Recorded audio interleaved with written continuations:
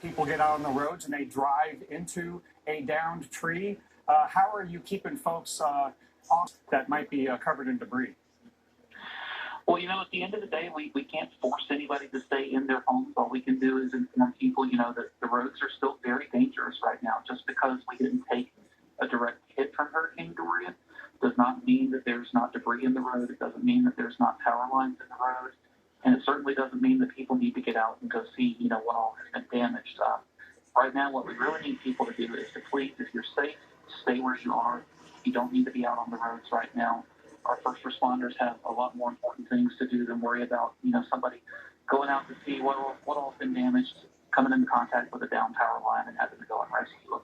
We really need people to just please heed this warning. Please just stay home until the morning comes.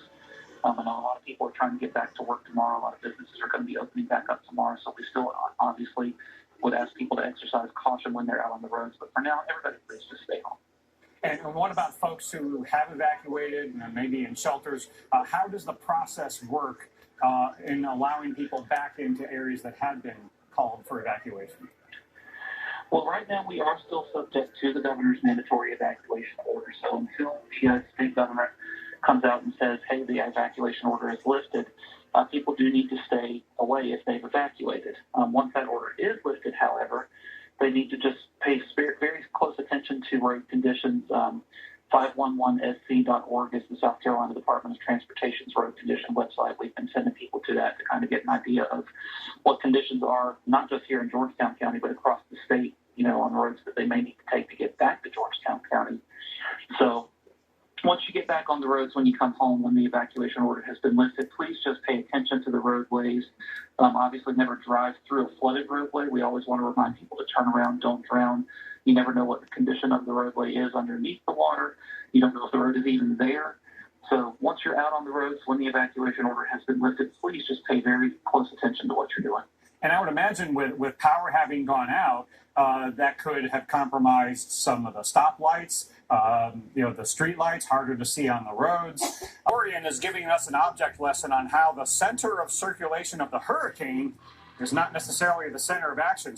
More than 200 miles away from the center off to the northeast, these outer bands have been very potent. We've got the tornado warning here. This is way up to the northeast, and this is way east of Raleigh. This is in the Evanston area.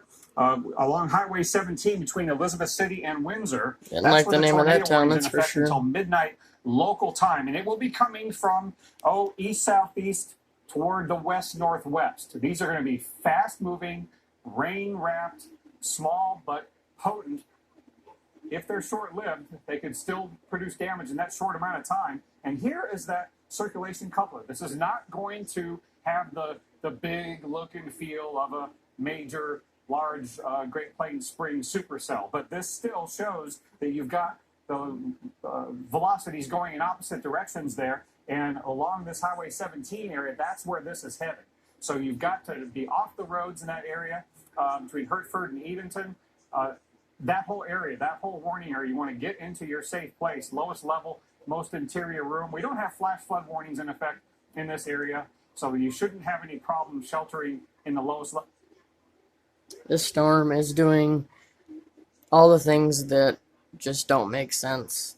This is just continuing to drop tornadoes. You can see some of the damage. And I want you to hear what they start talking about next. Listen to what he says about the damage in in the Bahamas. And we continue to get new information, new video, documenting and showing us these sad and heartbreaking images of just how awful the devastation has been. And with the people walking over this debris in Abaco, you can really get a sense for how large this debris field is, how high off the ground it is. Here, there was a shipping container sitting on top of other debris. This has to have been storm surge that piled up this debris. Storm surge. You can see the wind damaging that roof, but this is storm surge that is exactly able to push shipping containers from a port probably over hundreds of yards of land, and this all was floating in the ocean because the ocean came over the island and inundated it. look at the size of the debris. This is a vehicle that was almost certainly floated away. And what is really staggering to think about is this debris field, they have not completely searched. The recovery operation, the search operation is still ongoing. We hope that death toll doesn't go up. This looks like tsunami damage. Definitely not 200 mile per hour wind damage. In the Atlantic Basin. We'll be back. How long are we going to let them do this to us?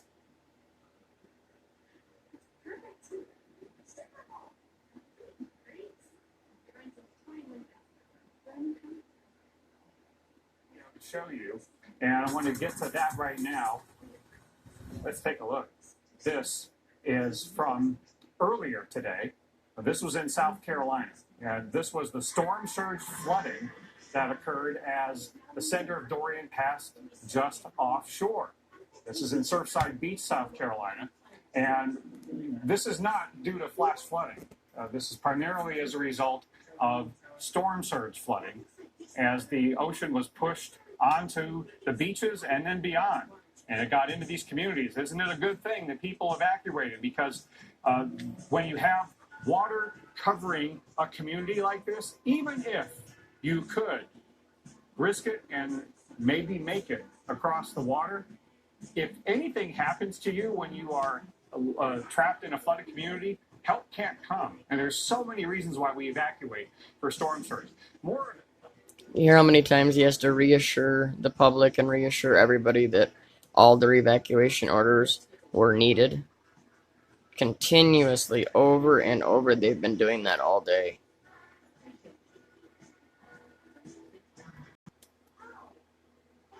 Okay, get ready. They're about to tell you what you need to worry about next.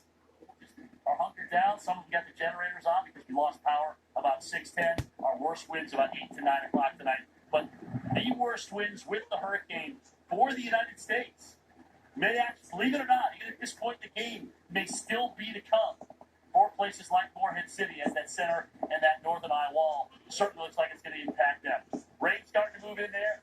Here it goes. Listen up. And then we move it up through the Outer Banks. All right. I asked, and I said earlier to Dr. Knapp, we've been kind of so focused on Dorian now, it seems like for the last, 8 to 10 days. But there's other stuff going on. This is the peak of the tropical season. And especially over the Atlantic Basin, there's a lot of things going on out there. Dr. Knapp, I know we have Gabrielle. There's another couple areas east of Dorian that we're watching. But there's a new wave that's come off the coast that seems like it's going to have the propensity to move west for a while. Here we go. Is this really our next thing to watch? Next thing to watch.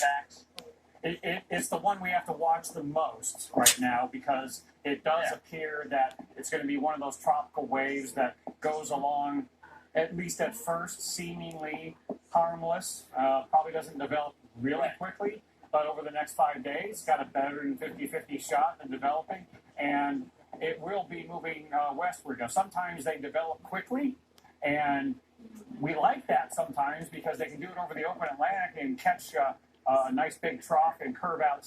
You just hear that? They can develop quickly, and we like that. They're already warning us for the next storm. They're already prepping us for the next storm, and they've already told us ahead of time that they will not be able to be as prepared as we were for this last storm since Dorian has gone through and used up all supplies and devastated the beaches and everything that it's done. So everybody needs to keep their eyes on the Atlantic and the Gulf because I have a feeling we are in for one after another. At least that's the way they're making it sound. God bless everybody. Good night.